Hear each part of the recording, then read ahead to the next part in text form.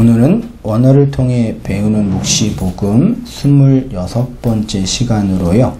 하와에게 더해진 하나님의 은혜 헤벨이라는 제목으로 말씀 나누도록 하겠습니다. 창세기 4장 이야기를 계속 하고 있는데 3장에 아담과 하와, 특별히 하와가 선악과를 먹어서 4장에서 누구를 낳았다고요? 가인을 낳았죠. 하와가 낳은 가인은 선악과를 먹은 하와에게 잉태된 뱀의 지식의 결과라고 했습니다. 뱀의 지식은 경험 지식이고 그 경험의 핵심은 어떤 경험이라고요? 인간이 하나님의 자리에 올라가는 경험이라고 했죠.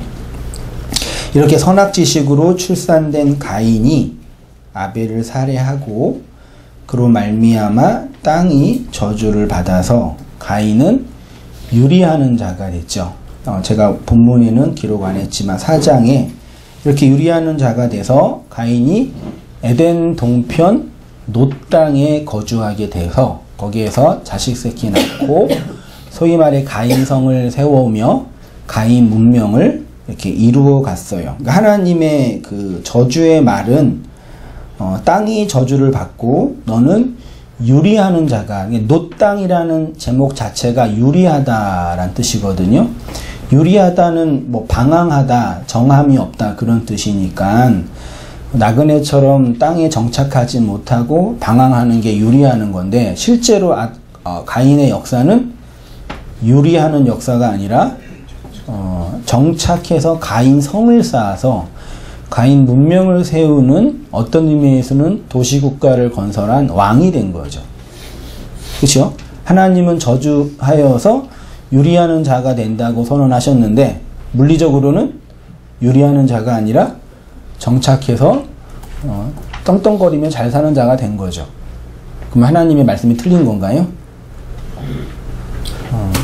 그러니까 겉으로는 유리하는 자가 아니라 성공한 자인데 그 속은 유리하는 자이겠죠. 의미가 좀 다르겠죠. 아무튼 그렇게 돼요. 그래서 이제 그렇게 쭉 진행해 가게 됩니다. 하와가 가인 이후에 아들을 낳았는데 아벨이고 더 많은 자식을 낳았겠죠. 여기 4장 1절과 2절 사이가 몇 년일까요? 1절에 가인을 낳았죠. 2절에 가인의 아우 아벨을 낳았죠. 이 사이가 몇 년일까요?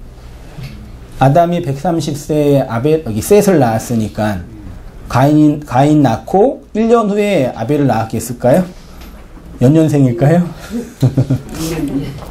아니, 그러니까 요 사이가 꽤 돼요, 시간적으로는. 그리고 아마 아벨과 가인 사이에 더 많은 자식이 있었을 수도 있죠. 있었을 거예요. 근데 성경은 굳이 가인과 아벨과 셋만 있는 것처럼 말하고 있다라는 걸 우리가 지난주에 나누었죠. 아무튼 가인 이후에 아벨 출생을 본문이 말하고 있는데 그 출생에 대해서 2절 상반절이 이렇게 표현하죠. 그가 또 가인의 아우 아벨을 낳았는데 오늘 여기만 해보도록 할게요. 여기를 원문으로 보면 바 토셰프 읽으면요. 라 레테크 에트 하인 아인 에트 헤벨인데요. 맨 앞에 바 토셰프가 이게 바는 접속사라 그랬고 그 다음에 토셰프는 야샤프예요. 야샤프. 이거를 이제 직역을 하면 그리고 그녀가 더해져서 야샤프가 한글 성경으로는 어떻게 되냐면 그가는 누구예요? 한글 성경의 그가 또 가인의 아우 아벨을 낳았어요. 아벨을 낳은 그가 누구예요?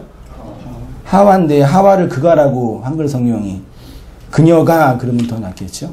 그다음은 그녀가 나타라는 단어는 뭐냐면은 그 얄라드인데요. 그 다음에 있는 단어고 야사프는 낫다가 아니라 더해지다예요. 그러니까 이렇게 가인이 이렇게 있죠. 가인이 있고 가인 이후에 누가 더해졌어요? 아벨이. 그러니까 아벨은 가인에 덧입혀진 거예요. 그러니까 가인과 아벨, 가인 다음에 아벨이 따로 있는 게 아니라 문맥상 아벨은 가인 위에, 그러니까 이거를 분리해서 보면 안 되고 말하자면 짝으로 쌍으로 하나로 봐야 돼요. 그러니까 가인은 아벨로 가인 되고 아벨은 가인으로 아벨 돼요. 가인과 아벨이 무엇인가 하나를 설명하는 설명 기제라는 얘기죠. 내용상.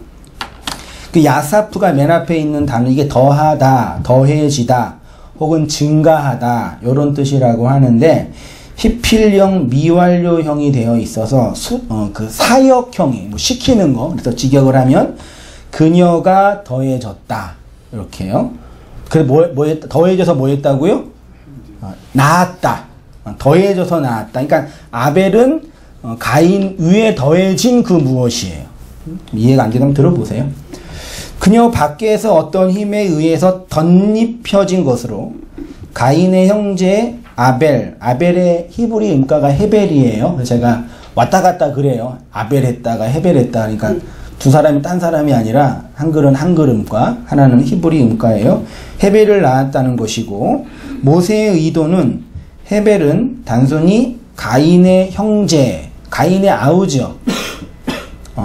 근데 본문에는 아우라는 단어가 없고 원래 영어도 형제가 브라더인데 그게 형이에요, 동생이에요?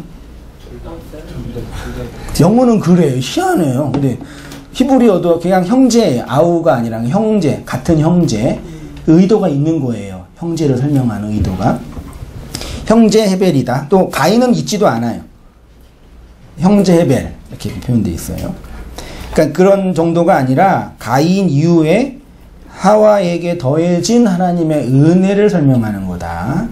헤벨은 가인 이후에 하와에게 덧입혀진 하나님의 은혜를 설명하는 거다.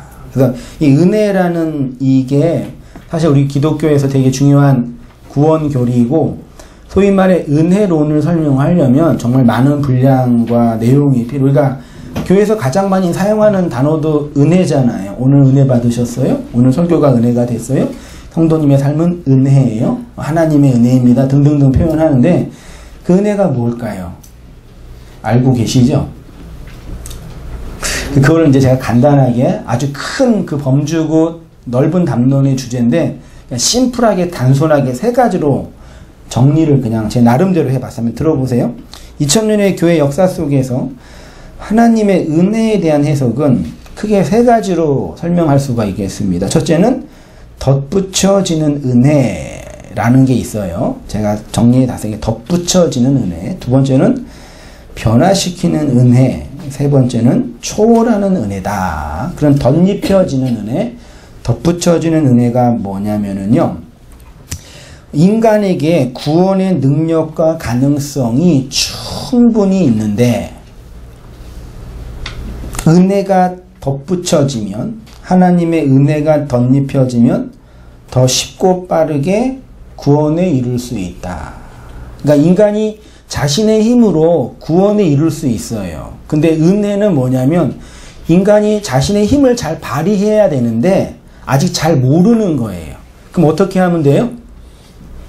힘을 잘 발휘할 수 있도록 밖에서 뭐 해주면 돼요?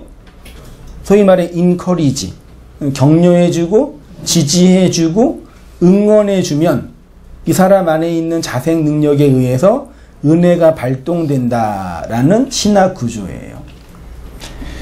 아주 간단히 말하면 행위 구원 정도. 그러니까 인간의 행위로 구원을 받을 수 있는데 아직 행위를 못해요. 잘 몰라서. 혹은 잘 충분히 이해되지 못해요. 그래서 밖에서 어떻게 하면 돼요? 잘 그 행위를 촉발할 수 있는 걸 자꾸 이렇게 뒤집어 놓으면 돼요. 대표적인 기독교 분파가 가톨릭의 구원 교리입니다. 가톨릭의 구원 교리는 가톨릭도 기독교 범주에 포함이 돼요. 네. 가톨릭의 구원 교리는 크게 두 가지가 있어요. 첫 번째로는 가톨릭도 기독교니까 예수님을 부정하지 않겠죠. 그러니까 예수님을 믿어서 혹은 예수의 은혜로 구원받는다라는 그 기본적인 구원 교리를 인정해요. 그리고 그렇게 구원받을 수 있다고 가르쳐요. 이것만 가르치는 게 아니라 또 뭐가 있냐면 예수님의 희생을 통해서 구원받는 것뿐만 아니라 인간의 행위를 통해 소위 공적을 쌓는 행위를 통해서 구원받을 수 있다는 거예요. 여러분, 전자의 구원이 쉽겠어요? 후자의 구원이 쉽겠어요? 예수님의 은혜로 구원받는 게 쉬워요? 인간의 행위로 구원받는 게 쉬워요? 여러분은 그렇게 생각하겠지만 일반적으로는 그렇게 생각 안 해요. 왜냐하면 예수님의 구원은 의타적인 거잖아요. 그래서 어때요? 불안하잖아요. 구원의 근거가 내 안에 있는 게 아니라 내 밖에 있는 거란 말이에요. 그래서 깐딱 그분한테 잘못 보이면 어떻게 돼요? 그냥 취소된단 말이에요. 물론 잘 보이면 상관이 없는데, 그리고 실제로 구원받았다라는 어떤 명목상 가시적인 게 없어요. 그 마음이 좀 뻐쩍지근하고 좀 몇 개 죄를 범할 때는 불안해 하시잖아요. 이게 이제 그 은혜의 구원교리가 갖고 있는 인간이 경험하는 한계 중에 하나예요. 그래서 이것도 가르쳐요. 그리스도의 희생으로 구원받는다. 근데 이거는 마치 카톨릭에서는 어떤 사람이 얻을 수 있는 구원이냐면 성인들, 종교적 엘리트들 있죠. 그런 사람들은 이렇게 구원받을 수 있어요. 근데 이제 일반 범민들, 평민들은 그게 안 되는 거라. 그럼 어떻게 해야 돼요? 구원을 받을 수 있는 또 다른 조건을 만든 거예요. 그게 뭐냐면 인간의 공적을 쌓는 거예요. 이렇게 구원받을 수 있는데 이건 좀 힘들어 얘들아. 어떻게 하면 돼요? 교회가 정해준 착한 행동 몇 개를 정해놔요. 종교행위, 선한 행실, 어떤 그 물리적으로 구제를 하는 이런 걸 정해놓고 요거 몇 개를 잘하면 교회에서 구원을 인정해주는 식의 구원교리예요. 그러니까 후자를 하기는 사람을 다루기가 쉬워요, 편해요?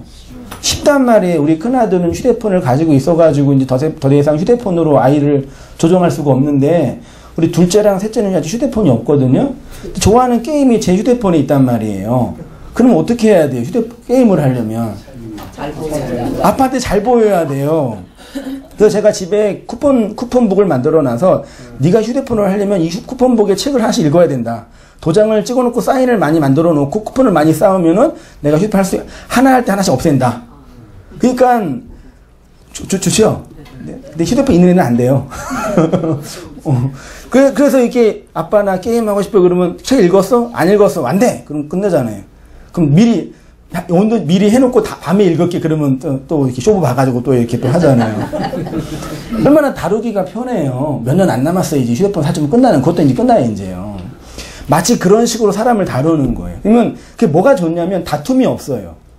부모도 편하고 애도 편해요. 그거 교회에 그대로 적용하는 거예요. 그러니까 서로 편한 거예요.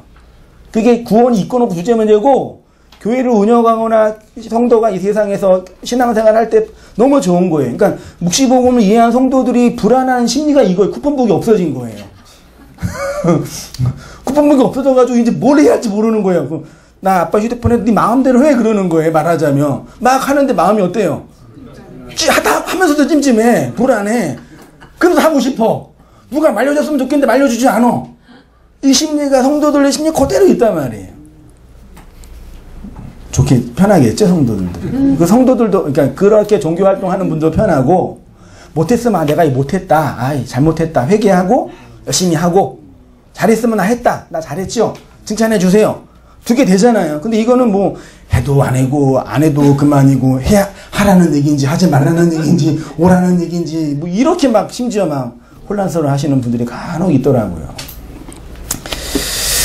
그렇게 이제 구원교리를 얘기해서 카톨릭의 역사를 보면 거의 대부분 구원교리가 후자로 발전해요. 그래서 그 천사 숭배, 마리아 숭배, 인간의 공적을 쌓는 방식이, 그래서 카톨릭이 그 구제 활동을 특별하게 하는 이유 중에 하나가 그걸 체계화했고 교리화했기 때문에 그러는 거야. 너 구원 받으려면 가서 몇 개 봉사활동 하고 와. 그게 또 하면서도 또 솔직히 하면 또 좋잖아요. 보람도 되고 나의 작은 희생으로 다른 사람이 이렇게 유익을 얻어서 좋고 또 나도 구원받고, 그렇게 속은 몰라도 겉은, 그게 이제 범카톨릭 그 교회가 전 세계를 움직이는 아주 강력한 그 종교적인 막강한 힘이에요. 이 페이지로 그 얘기 했습니다.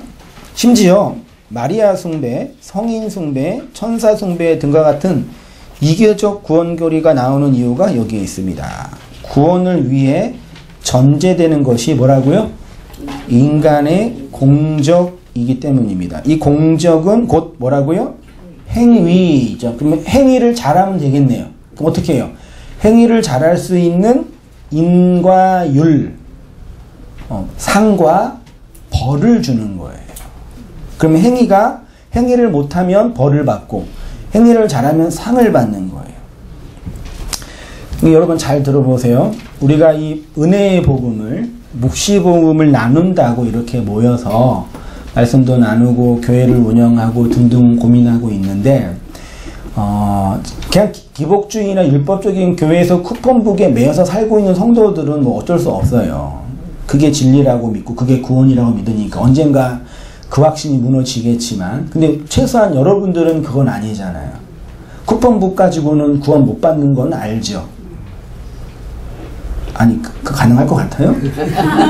왜 이렇게 시큰둥하세요? 되게 중요한 교리예요. 그 인정을 하는데 우리의 심리 속에 그 쿠폰북이 그리울 때가 있단 말이에요. 어떤 심리가 있냐면, 그러니까 예를 들어 몇 주 전에 제가 설교 중에 설교 끝마무리쯤에 열심히 하세요. 제발 공부 좀 제대로 하세요. 그렇게 게으르게 공부해가지고 진리를 알 수 있겠냐고. 이거 이렇게 얘기한 적이 있었단 말이에요. 근데 한 자매가 설교 중간에 왔나 봐요. 그 중간에 오는 분들이 위험해요. 중간에 와가지고 다 타고 나서 갑자기 이상하게 질문을, 왜 목사님 뭘 자꾸 행하라 그러세요? 그거 아닌 거 아니에요? 그렇게 묻는 거예요. 근데 그 자매의 질문은 맞아요. 근데 전체 문맥을 보면은 뭘 행하라는지 알 수는 있는데, 그거만 딱 끄집어내서 볼 때, 여러분, 우리가 말씀을 공부해야지만 진리를 알아요? 맞죠? 자다가 진리 알 수 있을 것 같아요? 예? 노동하다가 알 수 있어요? 설거지 하다가 또 알 수 있겠지만 뭘 들어야지 알아요. 설거지만 해서는 몰라요. 공부하지 않으면 진리를 못 알아요. 맞잖아요. 근데 이걸 어떻게 이해하냐면, 내가 구원받기 위한 행위의 근거로 여전히 이해해요. 얘를 이렇게 들으면 맞을지는 모르겠지만, 부산 가는 게 힘들어요? 어려워요? 여기에서 부산 가는 거 힘들잖아요. 근데 누가 만약에 우리 집사님한테 내가 1억 원을 줄 테니까 부산에 갔다 오세요. 그러면 힘들어요? 어려워요? 예를 쉽게 제가 든 거예요. 쉽게 이해하라고. 부산에 하여튼 갔다 오세요라는 그건 되게 힘든 일인데, 그것에 대한 상응으로 1억 원을 준다 그러면 왜 쉬워져요, 그게? 그러니까 부산에 왔다 갔다 하는 그 노고에 비해서 받은 은혜가 너무 크니까 그 행위는 없어지는 거예요. 그러니까 우리의 행위는 그런 차원이에요. 그러니까 행위가 없으면 돼요, 안 돼요? 안 되죠. 근데 그 행위가 구원과 관련해서 없다라는 얘기는 우리가 받은 구원이 워낙 무한한 거기 때문에 그 무한히 행위를 삭제한다고요. 근데 어떤 실수를 하시냐면, 이 구원이 무한한 가치인 걸 아직 모르는 거예요. 나한테 그 의미가 어떤 의미인지 몰라야지. 근데 뭘 행하는 건 또 싫어. 심리적으로. 그러니까 이 행하는 것 자체가 되게 부정적으로 보는 거예요. 그러니까 이 은혜의 복음, 묵시복음에서의 인간의 행위는 어떤 의미에서는 해도 되고 안 해도 돼요. 한다고 칭찬할 것도 아니고 안 한다고 저주할 것도 아니에요. 근데 하나님의 관점에서 우리를 바라볼 때는 그 행위가 촉발될 때 은혜가 부어진다고 말하자면요. 이게 좀 이해되시나요? 제가 설명을 잘 하는지는 모르겠지만. 그러니까 행위에서 나왔다는 얘기는 행하는 자유도 있고 안 행하는 자유도 있단 말이에요. 그러니까 말하자면 이제는 안 행할 수 있는 힘이 있어요. 근데 그렇게 구원받을 수 있다고 생각하는데 행하라고 하니까 또 헷갈리는 거예요. 그러니까 행위에서의 자유는 행하고 안 하고의 문제가 아니라 이 행함이라는 걸 통해서 하나님의 구원의 초월성을 얻는 그 자유란 말이에요. 이해 안 될지 모를지 답답하기도 하겠지만 좀 이해되면 좋겠어요. 그 뭐 행하라는 얘기예요? 하지 말라는 얘기예요? 마음대로 하세요. 하고 싶은 거 하시라고요. 근데 하나님의 은혜가 부어지면 그 라인이 있다고 말하자면요. 그래서 우리 입장에서 하나님의 구원을 바라볼 때는 은혜로 받은 은혜예요. 근데 저기에서 우리의 구원을 볼 때는 행한 흔적이 있단 말이에요.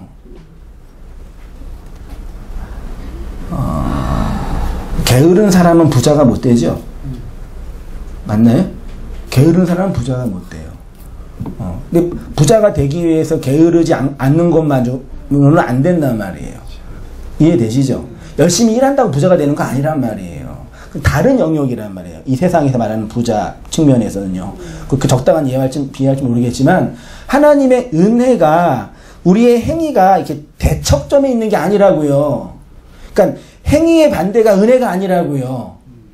그러니까 열심히 그러니까 은혜는 우리의 삶을 이렇게 이끌어내는 어떤 힘이 있단 말이에요. 그래서 바울이 나중에 말하는 게 어떻게 우리가 그 은혜 속에 거하는데 이 땅에서의 삶이 열심을 내지 않을 수 있겠습니까? 라는 반론을 항상 하는 거예요.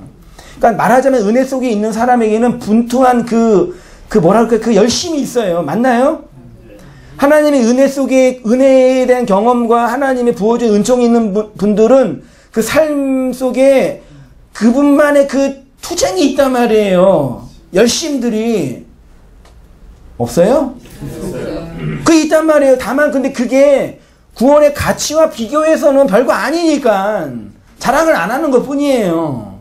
그것 때문에 또 구원받는 것도 아니고. 근데 우리는 그걸 알잖아요. 근데 이거를 충분히 이해하지 못하고 아직 반쪽만 이해하는 분들이 이걸 대처점으로 본단 말이에요. 이해되시죠? 그 정도로 제가 말씀을 드려볼게요. 그러니까 행위의 문제는 하고 안 하고의 문제가 아니에요. 하고 안 하고의 문제가. 그러니까 하는 것에서의 하는 것에서의 의, 안 하는 것에서의 죄책감을 벗어나기 위해서는 부어진 은혜가 필요하다. 네, 자유가 필요하다. 거기에서 구원받는 거예요. 두 번째 은혜에 대한 교회의 설명은요. 교회 역사 속의 이해는 하나님의 은혜는 변화시키는 은혜다.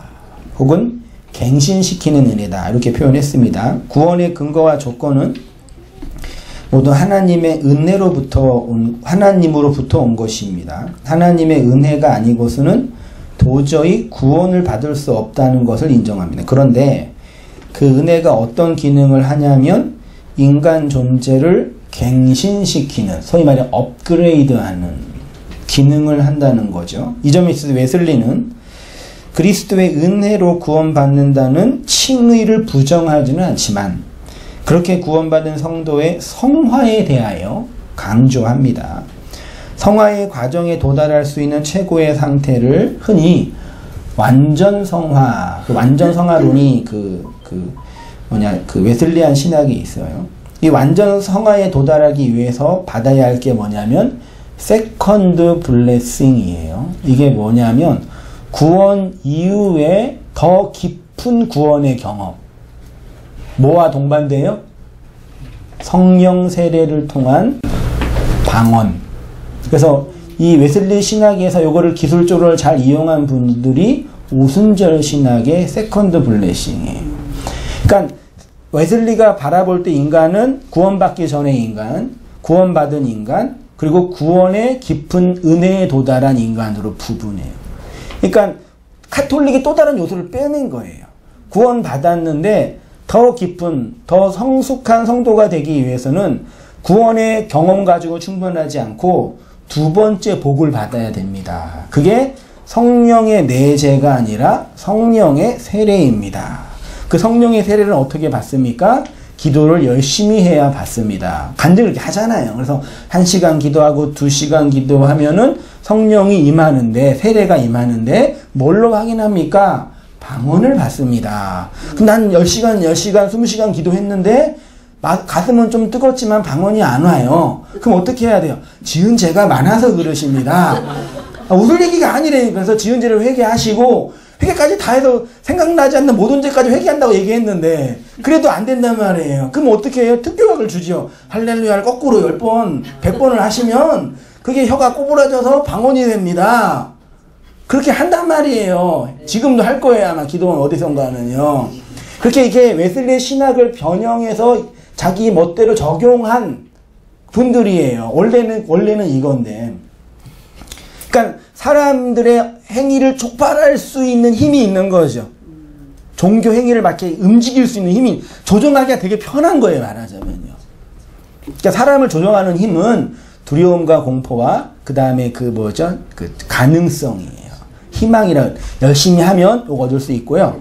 안 하면 이거. 요 두 개가 이렇게 선악 판단이 그게 인가율이고, 인간보고, 한국에 지금 유행하고 있는 영화처럼 뭐 재화벌, 인가연, 뭐 다 그런, 동양, 특히 한국 사람들의 이 성향에 이게 있어요. 이게 내재되어 있기 때문에 문화 콘텐츠는 이렇게 갈 수밖에 없다니까요. 교회도 그러고, 종교도 그러고, 다 그래요. 모든 부분에서요. 그렇게 이제 얘기해요. 그래서 웨슬리의 인간과는 구원받기 전의 사람, 구원받은 사람, 성령 세례 받은 사람 등으로 구분합니다. 구원받은 성도에게 있어서 중요한 것은 하나님의 은혜를 잘 이용하여 완전한 구원에 이르는 것. 여전히 인간이 주체가 돼서 하나님의 은혜를 나를 업그레이드 할 수 있는 아주 놀라운 거. 나를 업그레이드 할 수 있는 게 꼭 성령의 은혜만은 아니잖아요. 돈도 있으면 업그레이드 되지요. 그렇잖아요. 건강이 있고 좋은 성품인데 업그레이드 되네. 그거처럼 그거보다 더 좋은 효과적인 것 중에 하나가 하나님의 은혜입니다. 이렇게 접근을 하는 거죠. 하나님의 은혜에 대한 세 번째 입장은 인간을 초월하여 임하는 은혜라고도 할 수 있겠습니다. 하나님의 은혜는 불가항력적. 누가 저항하지 못해요? 은혜를 받는 성도가 하나님의 은혜를 저항할 수 없어요. 무조건적이에요. 은혜의 받음의 근거가 은혜 받은 그 사람에게 있는 게 아니에요. 제한되어 있어요. 모든 사람에게 임하는 건 아니에요. 그리고 궁극적으로 완성돼요. 누구 거이기 때문에? 하나님이부터 시작된 것이기 때문에.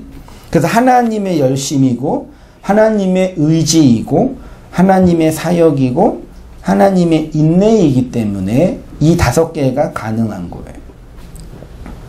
하나님이 우리에게 은혜를 주실 때 우리의 육체를 우리와 상의하지 않고 이 세상에 보내신 것처럼 하나님의 은혜도 우리와 상의하지 않고 주셔요. 야, 내가 너한테 은혜를 좀 주려고 그러는데 받을 의향이 있냐? 그러셨어요? 아니잖아요. 이거에 대해서 아주 좋은 예화를 든 어떤 목사님 예화를 들은 게 개미들이 이렇게 걸어가고 있잖아요. 줄지어서 가는데 끝에가 이제 불바다란 말이에요. 인간이 그걸 보고 마음이 짠해요. 그럼 어떻게 하면 돼요? 개미한테 가가지고 개미들아, 니네 앞에 지금 불이 있어. 돌려. 그래야 돼요? 개미를 잡고 옮기는 거죠. 그때 개미의 마음이 어떻겠어요? 이건 뭐야? 네가 뭔데 날 잡어? 그때 아무리 얘기해도 알아요, 몰라요? 그 막 물잖아요. 그러니까 개미의 현실, 성도의 현실은 뭐냐면 불가항력적으로 폭력적으로 임한 하나님의 은혜에 대한 자각에서부터 시작돼요. 눈 떠보니 된 거예요. 그럼 질문이 뭐예요? 왜 이렇게 됐지? 나한테 임한 이 하나님의 은혜의 현실, 은혜라고도 말할 수 없는 그 하나님의 주권의 현실이 무엇이지? 라는 그 질문에서 시작되는 거잖아요. 그거예요. 그 인문학자들이, 철학자들이 고민하는 게 뭐냐면 눈 뜨니까 인간이 돼버렸어요. 그 뭐예요, 거기서?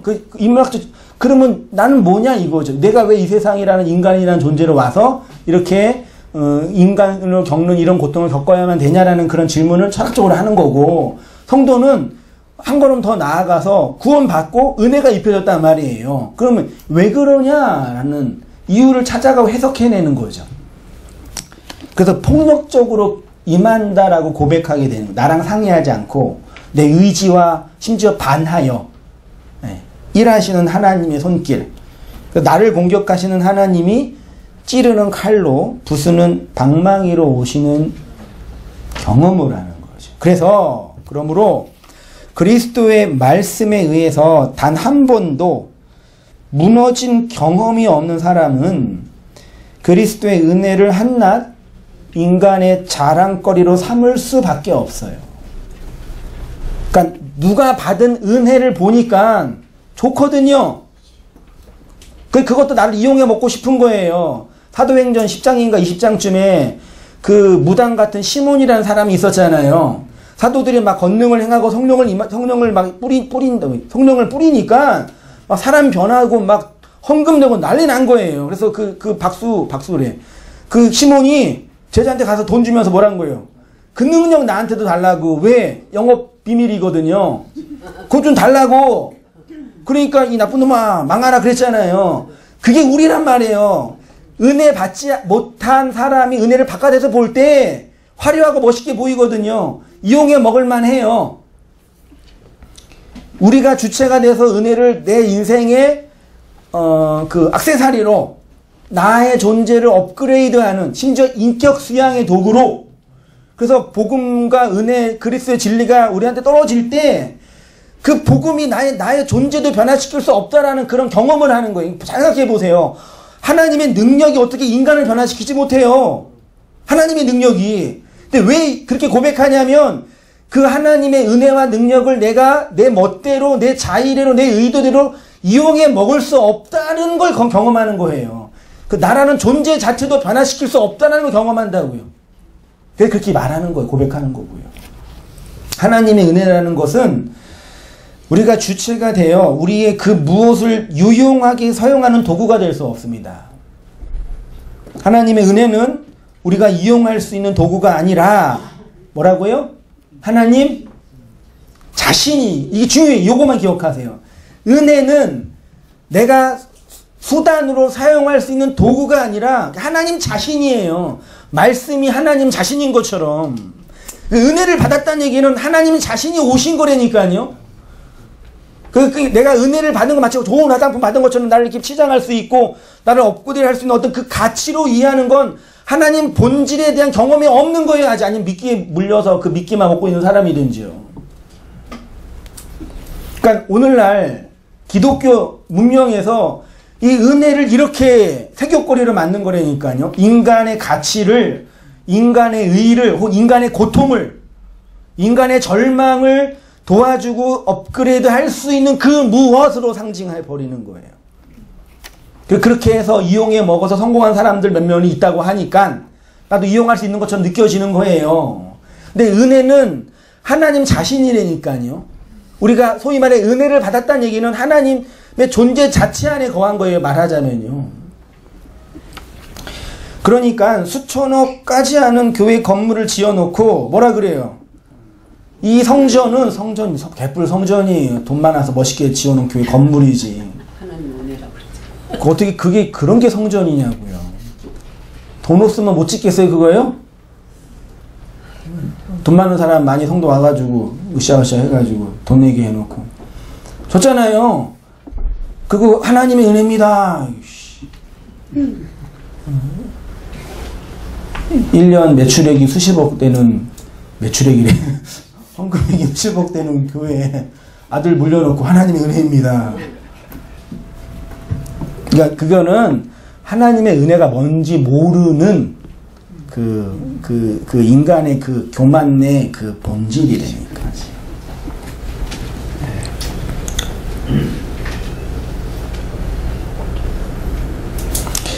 그러면 본문에 가인 이후 하와에게 더해진 하나님의 은혜로서의 헤벨은 뭘 상징하냐 이걸 볼게요. 이건 마치 가인은 하와의 실패작이기 때문에 실패했죠. 이기 때문에 가인 말고 다른 것이 필요하다는 식의 접근은 잘못된 겁니다. 우리는 이미 기독교 문명 속에서 가인은 카인 하면 느낌이 어때요? 하나님을 거역하는 안티 카인의 자손 그러죠. 헤벨하면 착하고 순종적인 사람 이렇게 이미 딱 이렇게 이렇게 정해놨잖아요. 우리 이 편견 속에요. 잘못된 거죠. 헤벨이란 단어를 보면 이 가인의 그 덧붙여지는 은혜라고 말할 수 없어요. 왜냐하면 헤벨이란 단어 뜻이 뭐라고요? 헛됨, 허무, 호흡, 연기예요. 가인 이후 하와에게 더해진 아들이 헤벨인데 헛됨이고 허무래요. 그러니까 가인이인데 얘보다 좀 더 나은 게 덧입혀진 거잖아요. 근데 얘가 뭐라고요? 허무래요. 헤벨이 헛됨 허무이기도 하는데 숨, 호흡 혹은 연기 이런 뜻도 있어요. 그러면 이제 보세요. 허무함과 숨, 호흡과 관련이 있나요? 헛된 것과 숨 쉬는 것과 관련이 있나요? 연결되어 있는 거예요. 이게요. 문자로 한번 보면은 헤벨이란 단어가 알파벳 3개로 조합되어 있어요. 맨 앞에 해, 이게 문자로 해고요. 구멍이 있죠? 목구멍처럼도 보인다고 그러더라고요. 숨구멍, 숨. 그래서 호흡이 못하네요. 호흡이 아니라 실존, 인간의 실존, 숨 쉬는 게 실존이거든요. 호흡하는 거. 그 다음에 베이트는 알죠? 집, 전치사로 어디 안에 란 뜻이고, 라메드는 막대기인데요. 하나님이 여호와는 주의 지팡이와 막대기로 나를 안위한다 그랬죠. 가르침, 인도함, 배움 뭐 이런 게 상징적으로 있어요. 예. 그건 분명히 맞아요. 그래서 요거를 이제 조합해서 한번 추론해 보면, 추론이라고 표현했습니다. 헤벨은 성전 안에서 호흡하는 것을 배우는 것이다. 이렇게도 할 수 있지 않을까 추측해 봅니다. 헤벨은 호흡하는 것, 성전과 배우는 것과 연관되어 있지 않을까. 자, 보세요. 우리가 살고 있는 이 아래의 세상은 위의 것을 알라고 주신 교보제입니다. 맞죠? 이 교보제가 성전, 율법 등으로 기록되어 있어요. 그러니까 성전 율법이 하나님의 그 무엇을 설명하기 위한 눈에 보이는 교보제들이에요. 선악과가 율법이죠. 이 아래의 세상을 오신 하나님이 뱀으로 오셨죠. 이 아래의 세상에서 하나님을 형상화한 것이 뭐라고요? 뱀이에요. 그것은 인간이 하나님을 볼 때 뭘로 본다고요? 뱀으로 본다는 얘기예요. 그래서 예수가 니네가 보는 하나님 그거 있잖아. 뱀이지. 내가 그 뱀으로 죽을게. 그게 죽어야지 진짜 하나님이 오거든. 그 뱀으로 죽으신 거예요. 다 알고 계시죠? 이 정도는. 그렇죠? 성경에서 헤벨이 사용된 용례를 보면 우상에 대한 설명과 인간의 허무한 삶에 대한 설명을 할 때 헤벨이란 단어를 자주 써요. 몇 가지만 보면은 예레미야 10장 8절 같이 읽어보겠습니다. 시작. 어리석은 것이니 네, 여기 우상이 헤벨이에요. 헤벨의 가르침은 나무뿐이라. 내가 허탄한 거짓을, 헤벨의 거짓을 숭배하는 자들을 미워한다. 그렇죠? 우상이에요. 내가 생명을 싫어하고 영원히 살기를 원하지 아니하오니 나를 두고서 내 날은 헛됩니다. 헤벨입니다. 사람은 헛것 같고 헤벨 같고 지나가는 그림자 같습니다. 주께서 나의 날을 한 뼘 길이만큼 되게 하시며 나의 일생이 주 앞에는 없는 것 같사오니 사람은 그가 든든히 서 있는 때에도 진실로 모두가 헤벨입니다. 주께서 제약을 책망하사 사람을 징계하실 때에 그 영화를 좀먹음 같게 소멸하게 하시니 참으로 인생이란 모두 헤벨입니다. 아 슬프도다. 사람은 입김이며, 이 입김이 헤벨이에요. 호흡이며 숨이며 인생의 속임수이니 저울에 달면 그들은 입김보다 가볍습니다. 이렇게 더 많은 표현들이 있는데 몇 가지만 추론했습니다. 그러니까 하나님은 위의 것을 아래의 것으로 주셨어요. 아래 것을 우리가 감지할 때 뭘로 감지한다고요? 헛되고 허무한 것으로 감지해요. 그렇지 않으면 헛되고 허무한 것에 갇혀 살 수밖에 없는데 그렇게 살아가는 삶을 가인의 삶이라고 성경이 말하고 있는 거예요. 그러니까 헛되고 허무하고 수증기 같고 바람 같은 거, 바람으로 주어진 이 아래의 세상이 하나님의 헛된 것을 알면 이 아래 것을 통해서 위를 알았다라고 쳐주시는 거예요. 가인이 아벨을 살해하자 하나님께서 가인에게 이렇게 물으셨습니다. 가인이 그의 아우 아벨에게 말하고 그들이 들에 있을 때에 가인이 그의 아우 아벨을 쳐 죽이니 여호와께서 가인에게 이르시되 내 아우 아벨이 어디 있느냐? 그가 이르되 내가 알지 못하나이다. 내가 내 아우를 지키는 자이니까. 이렇게 얘기했죠. 보세요. 하나님께서 아벨이 어디 있는지 몰라서 가인에게 물었겠습니까? 내 사랑하는 아벨 어디 갔지? 가인 알아? 몰랐겠어요? 아셨겠어요? 다 아셨을 거 아니에요. 근데 왜 물어요? 근데 물었단 말이에요. 쉽게 말해 내가 죽인 아벨이 뭘 의미하는지 아니. 그러니까 이 본문을 보면서 야 가인아 너가 아벨을 죽였는데 그 죽인 것은 윤리적으로 도덕적으로 문제가 있는 나쁜 행위야. 이걸 전제하지 마시라고요. 아시겠어요? 그러니까 하나님이 지금 가인한테 묻는 거는 너 죽이면 안 됐잖아. 어떻게 형이 동생을 죽여? 나쁜 놈. 그걸 묻는 게 아니에요. 어차피 아벨은 죽도록 주어진 자예요. 맞죠? 그러니까 하나님은 왜 죽였어?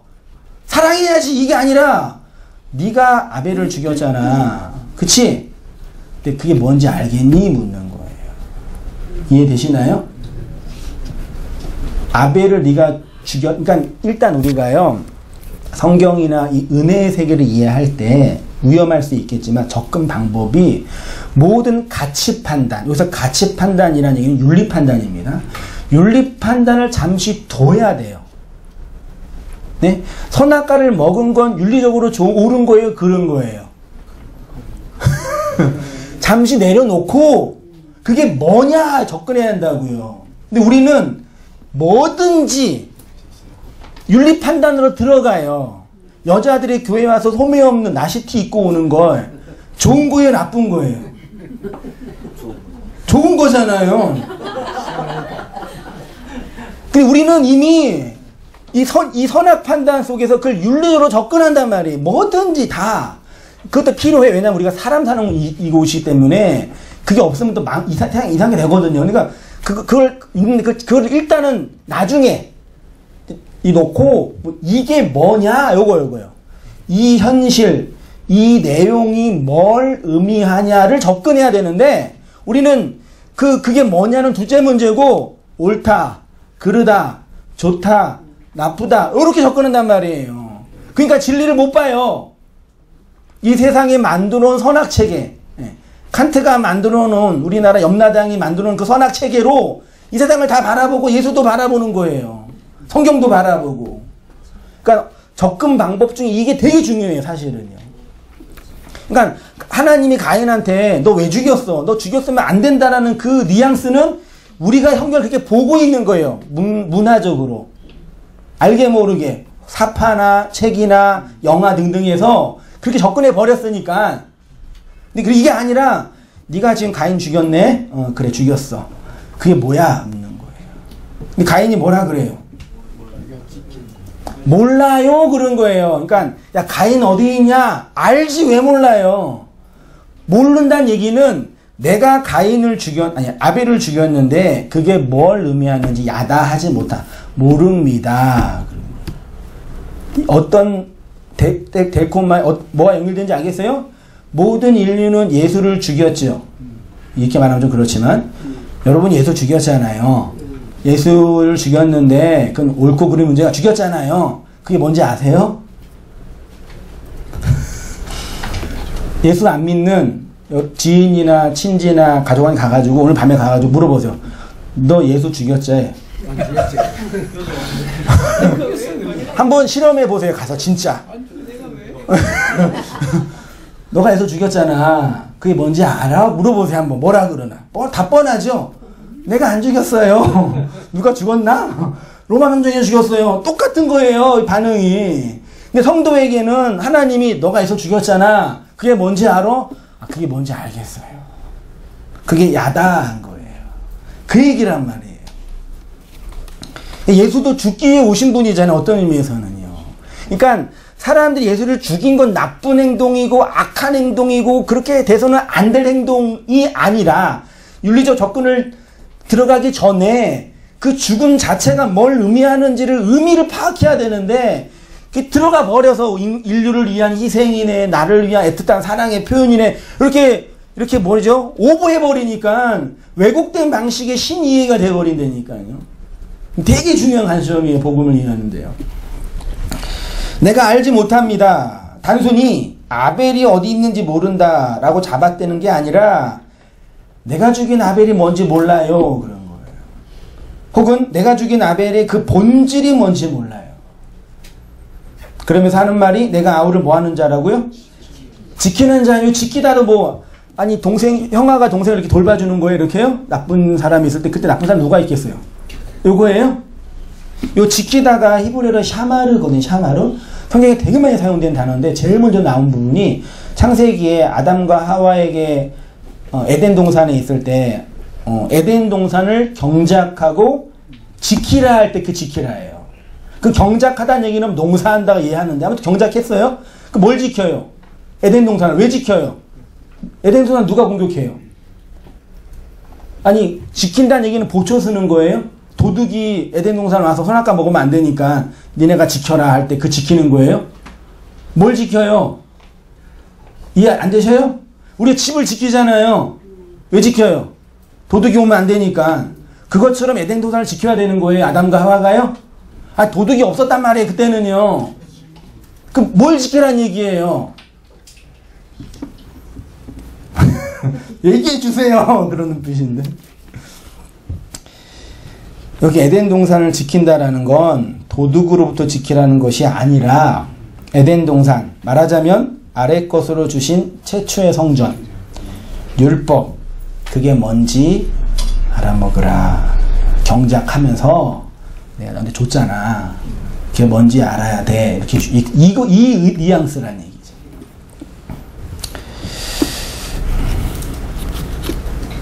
그게 샤마르가 가지고 있는 의미예요.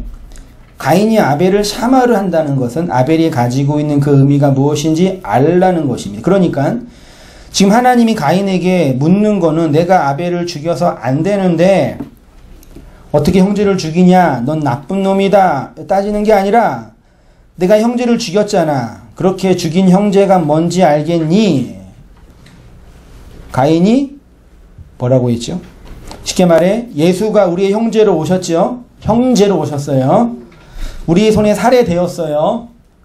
그러니까 시간적으로 예수가 먼저 왔어요. 우리가 먼저 왔어요. 이 세상에. 예수가 먼저 왔잖아요.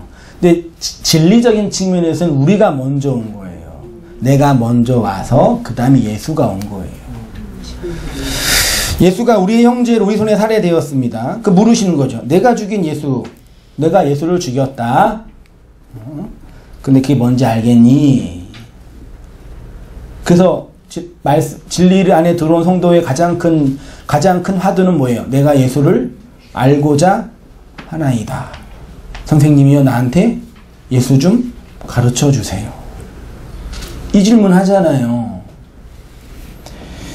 내 평생에 가장 귀한 것 예수 알미라. 고백하잖아요. 그게 뭔지 아니까 알게 되는 거고 모르니까 관심이 없는 거죠. 사람들은 난 예수를 죽이지 않았습니다.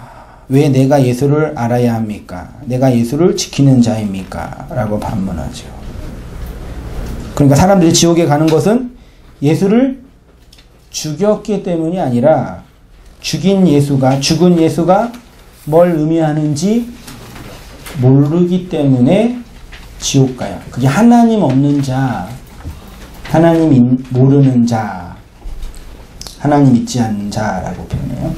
하나님이 아벨, 예수를 우리의 형제로 보내신 이유는 죽이기 위해서 보내셨습니다. 그래서 시간적으로 잘못됐어요. 예수님이 우리보다 먼저 왔지만 신앙적으로는 예수가 우리 뒤에 오신 거죠. 그러면 그 죽은 예수가 무엇인지 아는 것은 하나님의 은혜인데 그것은 무엇을 의미하냐? 나 예수 죽이지 않았다고 하는 것입니다. 로마 병정이 죽였지. 그 예수는 역사적, 그러니까 예수를 알아야 한다는 걸 역사적 예수, 이 세상에 오신, 이 세상에 좋은 일 하러 오신, 인간의 섬김의 대상으로 오신 위인처럼 일하신 그 예수를 알자고만. 내 밖에 있는 예수잖아요. 내가 살해한 그 예수를 모르는 거죠. 그러니까 여러분 교회에서 그 성도나 말씀을 전하는 교사들이 왜 이렇게 아주 어떤 의미에서는 그냥 하나의 얘기예요. 그냥 단순하고 심플한 하나의 진리. 우리 손에 살해된 그 예수를 아는 게 신앙입니다. 이 얘기를 전하는 거거든요. 이 얘기를 말고 다른 얘기를 하고 싶은 거예요. 서로. 교회에 와서 그 복음의 본질, 단순하고 심플한 그 얘기보다는 어떻게 하면 이 세상에서 좀 행복하게 살고, 좀 윤택하게 살고, 좀 너그럽게 살고, 좀 윤리적으로 살고, 어떻게 하면 부부관계를 회복시키고, 어떻게 하면 자식을 잘 키울 수 있냐라는 방법론으로 성경을 접근하는 거예요. 그러니까 성경이 예수를 얘기하는데 성경에 있는 그 예수를 못 보는 거예요. 자기 안에 내가 살해한 그 예수, 그래서 나한테 알려진 그 예수가 없는 거예요. 그래서 딴 얘기, 그러니까 성경을 이용해서 짬뽕을 비빔밥 만드는 것처럼 몇 개 만들어 놓고, 자, 이게 좋은 얘기죠? 여러분 삶에 도움이 되는 얘기예요. 이 돈 버는 거 이런 건 관심이 없으면 인격이 윤리적으로 변하고 성숙한 사람이 될 수 있어요. 그게 나를 치장하는 말씀이잖아요.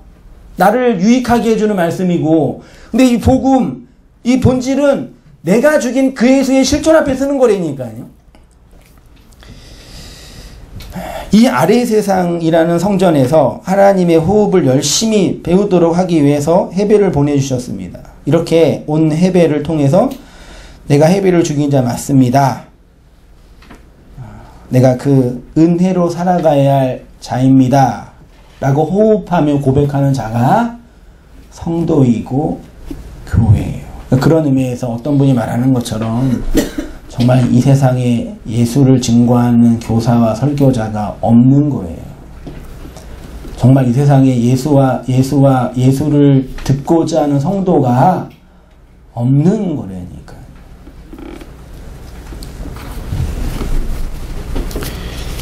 그러니까 세상 얘기니까 넘어가죠. 이 샤마르가 신약으로 가면 테레오예요. 샤마르가 테레오예요. 테레오도 보면 사용된 용례가 특히 이제 요한 복음과 서신서에 많이 나와 있는데 보세요. 진실로 진실로 너희에게 이르노니 사람이 내 말을 뭐하면요? 지키면이죠. 내 말은 뭐예요? 예수님의 말이죠. 예수님의 말은 영이죠. 그게 생명이잖아요. 예수님 자신이란 말이에요. 맞잖아요. 그게 뭔지 알면 그게 영원한 죽음을 보지 않는 거야. 너희가 나를 사랑하면 나의 계명, 예수가 율법이라는 계명으로 오셨잖아요. 그 계명이 뭔지 아는 거야. 그것이 갖고 있는 내용이 뭔지 너한테 지켜지는 거야. 예. 나의 계명을 지키는 자라야 나를 사랑하는 자니, 그게 계명을 지키는 거예요. 나를 사랑하는 자는 내 아버지께 사랑을 받을 것이요 나도 그를 사랑하여 그에게 나를 나타내니까. 하나님 자신이 오시는 영역이란 말이에요. 이게 그러니까요. 그러니까 계명, 하나님이 아래 세상으로 주신 계명이라는 율법, 성전, 이거를 하나하나 도덕적인 윤리와 나의 행위로 지키면 그 자체의 진위가 뭔지 모르는 행위가 된다니까요. 내게 아니에요. 내 살 피 속에 주어진 그 생명이 아니란 말이에요. 그러니까 하나님 없는 자예요, 그게요. 하나님 내 밖에 잘 치장하고 이용할 수 있는 방법론에 터득한 사람들이라니까요. 여러분, 돈 아무리 많이 써도 돈이 여러분이에요? 그랬으면 좋겠어요. 정말 가슴이 항상 두근두근 그래요, 저는요. 근데 돼요, 안 돼요? 그러니까 돈이 많이 있으면 좋지요. 편하잖아요. 원하는 거 하고. 근데 그게 내가 아니란 말이에요. 마치 그것처럼 예수를 이용하는 거라니까요. 어떤 의미에서는 돈보다 더 뛰어난 능력. 근데 돈은 절대 내 심장 속에 들어오지 못해요. 나의 인생 속, 역사 속에 살과 피로 연합되지 못한다니까요. 돈 많은 사람은 될 수 있지만. 그러니까 예수 잘 믿는 사람의 본질은 돈이 많이 있어서 돈을 잘 이용하는 사람처럼 예수를 잘 믿어서 예수를 잘 이용하는 사람이 아니란 말이에요. 신앙의 본질은요. 그러니까 그 예수의 생명화된 사람, 그 말로 살아가는 사람, 그 영으로 살아가는 사람, 그게 누구예요? 그게 셋이란 말이에요. 말하자면. 계시록 14장 12절 성도들의 인내가 여기 있으니 그들은 하나님의 계명과 예수에 대한 믿음을 지키는 자다. 나머지 보세요. 우리가 하나님의 말씀을 지킨다라는 것은 가인이 아벨을 지킨다는 것과 같습니다.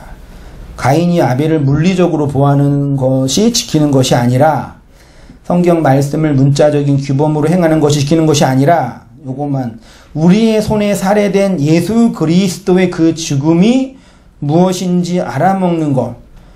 이거 너무 쉽지요? 외우세요 그냥. 요거예요. 딴 얘기 없어요. 우리 손에 살해된 내 손에 살해된 그 예수의 죽음이 뭔지 내 안에서 알아먹게 되는 게 예수를 지키는 거란 말. 예수는 그렇게 지켜지는 거예요. 내 밖에 치장으로 삼는 게 아니라 내 안에서 예수를 지키는 거라요. 그게요. 복음은 이것뿐이 없어요. 이거 이상 이하도 아니잖아요. 근데 우리 이 이야기를 다 아는 것처럼 느껴지는 이유가 뭐예요? 내 안에서 죽은 내 속에서 이 생명으로 있는 그 예수가 아니라 다들 예수를 왜 믿어요? 말하자면 잘 이용해 먹으려고 믿잖아요. 나도 그렇게 이용해 먹고 싶은 거예요. 말하자면 심리적으로 내적으로요. 이런 말씀은 이용해 먹을 수가 있겠냐고요. 그러니까 자꾸 그 얘기 해달라고 그러는 거예요. 그 얘기 하고 싶은 거고 목사도 하고 싶고 성도도 듣고 싶은 거 왜요? 그렇게 해야지 내가 좀 이렇게 개발되고 업그레이드 되고 내가 좀 되니까요. 성도는 그걸 포기한 존재들이니까요. 근데 요거를 잘못 이해해가지고 또 그렇게 날 포기하고 내가 죽는 게 이 세상의 가치와 문화와 문명에서 완전한 단절이다. 또 그렇게 이야기도 한단 말이에요. 그건 아닙니다. 그거랑 다른 영역입니다. 태고적 하나님이 가인에게 형제 아벨이 어디 있느냐고 묻는 것처럼 모든 인류는 하나님의 물음 앞에 있습니다. 그때 내가 내 형제를 살해하였습니다. 그렇게 아래 것의 허무와 헛됨을 알아 고백하는 자가 성도입니다. 그 성도를 창세기는 셋이라고 해요. 그래서 이 한 절에요. 저도 이 말씀 읽고 연구하고 묵상하고 나누면서요. 놀라웠어요. 가슴이 두근두근.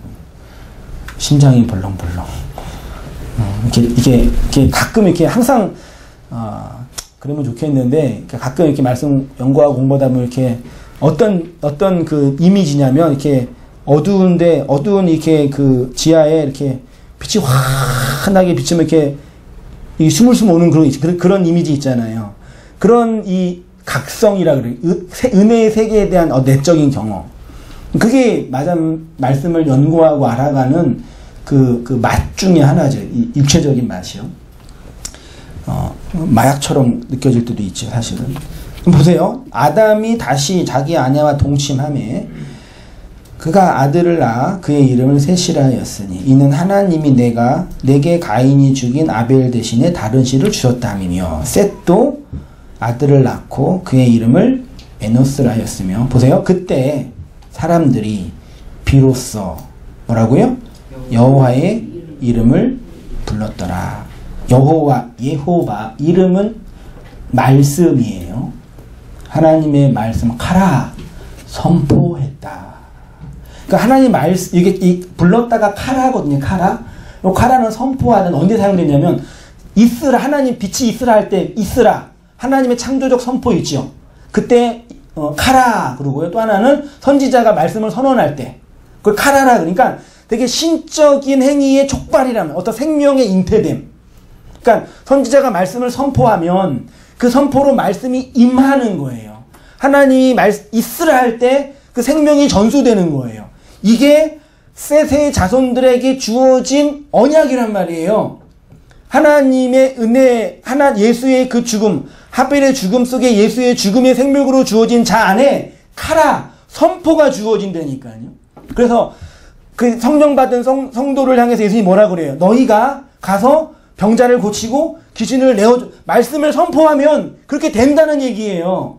그러니까 말씀을 가르친다는 얘기는 이 그리스도의 진리를 선언한다는 얘기예요. 그래서 선언하면 그렇게 어둠 속에 있는 자가 빛을 보고 눈먼 자가 보고 눌린 자가 자유롭게 되고 어둠의 빛으로 바뀌는 어떤 그런 그 창조적 행위가 팍 퍼진다는 얘기예요. 그게 셋의 자손에게 주어진 하나님의 언약이라는 얘기란 말이에요. 보세요.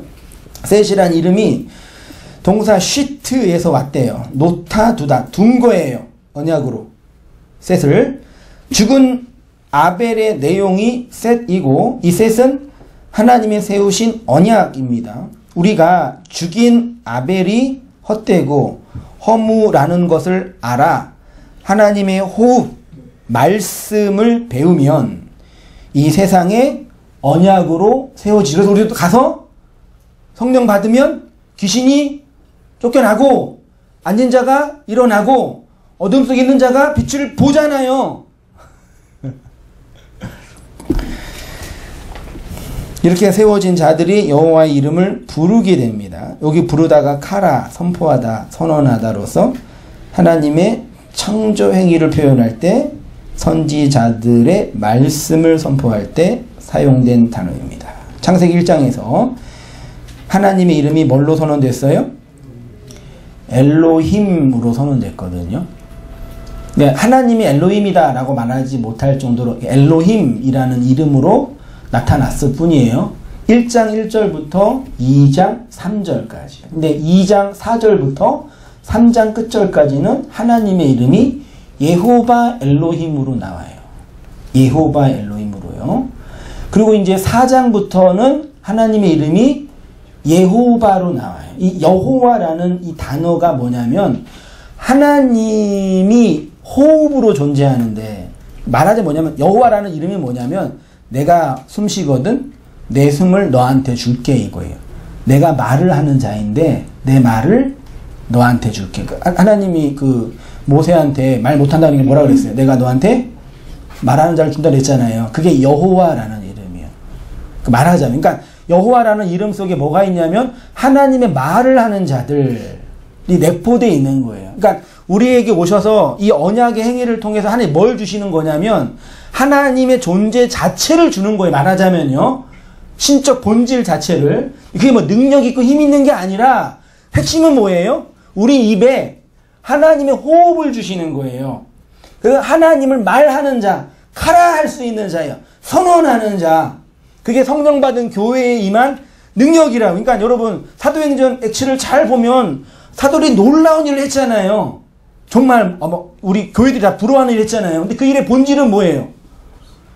그냥 예수 죽였죠, 여러분이. 죽였잖아요.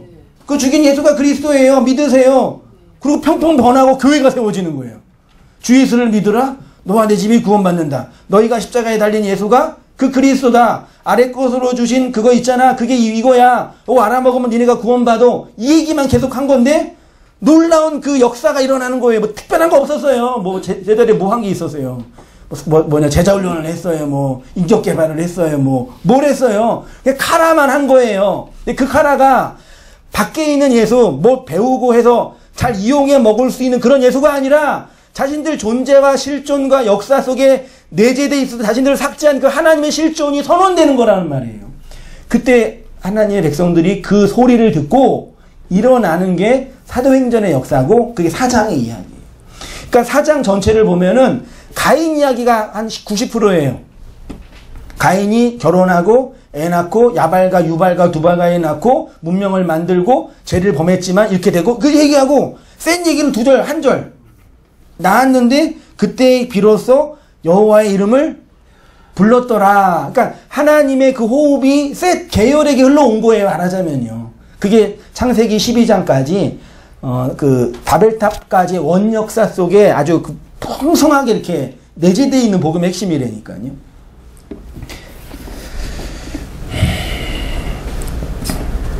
그러니까 여호와 엘로힘은 성도의 입에서 선포되는 성도의 호물로게오를 통해 흘러나오는 하나님의 말씀. 그래서 제가 호물로게오가 중요하다고 말하는 거예요. 그냥 이게 뭐 말씀 나누고 내가 안 거 이렇게 잘난 척하고 배우고 뭐 이렇게 누가 많이 얘기하고 안 하고 그런 문제가 아니니까요. 뭐 교회 뭐 이렇게 운영을 잘할 수 있는 어떤 틀을 만들 이런 용도가 아니에요, 여러분.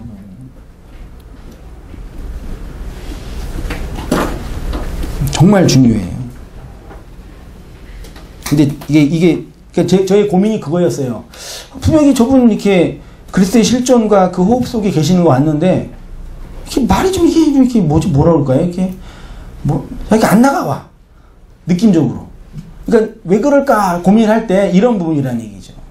그래서 2주 동안 그런 부분에서 의도적으로 얘기한 거예요. 말하자면 나의 어떤 본질을 해석하는 문제, 나로 얘기하는 내가 죽인 그 예수 안에 그 예수를 내 얘기로 풀어내는 영역. 여기 호몰로게오라고요. 그게 카라 선언되는 거라고요. 그게 오늘날 커뮤니케이션의 원리로 아이 메시지, 타인의 말을 잘 들어주는 청자 이렇게 표현하는 거고 현실적으로 얘기할 때 이게 본질이. 그러니까 제자들이 경험했던 그 호몰로게오는 자신들 안에 있는 거라니까요. 그러니까 성도들이 그게 뭔지는 알잖아요. 감은 있잖아요.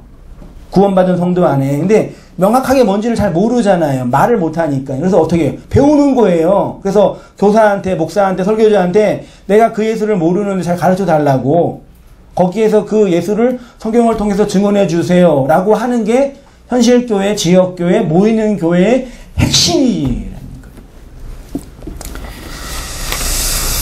그렇게 잘 이렇게 모여갔으면 좋겠습니다. 모여갈지어다.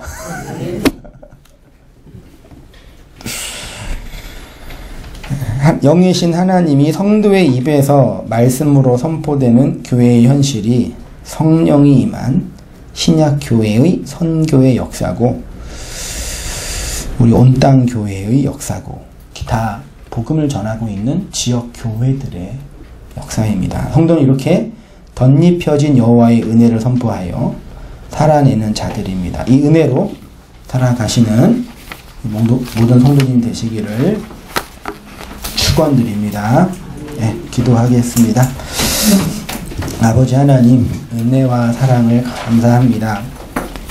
그리스도의 그 은혜, 우리의 손에 살해된 예수 그리스도의 그 죽음의 내용과 본질이 무엇인지 알아, 또 그것을 알고자 하여 그것들을 푸토코스하고 사모하여 배우고자 하여 우리 인생을 장악하시고 어거하신 하나님의 손길을 고백하고 기억하게 하시니 감사합니다. 이 놀랍고 자비로우신 하나님 아버지의 은혜 안에서 이 아래의 세상의 헛됨과 허무로 죽지 않고 하나님의 말로 호흡하여 위로 살아가고 위의 것을 추구하는 우리 모든 삶과 삶의 내용들이 다 되어지도록 아버지 인도해 주시고 은혜 내려 주옵소서. 예수를 알아가고 그 죽은 예수의 내용과 의미가 저희의 살과 피와 인생 역사, 시간과 공간 속에 나로이 새겨져서 하나님의 생명의 언약으로, 셋으로 하나님을 선언하고 카라하는 자로 오롯이 세워갈 수 있도록 주님 인도해 주시고 은총 베풀어 주옵소서. 감사드리며 예수님의 이름으로 기도합니다.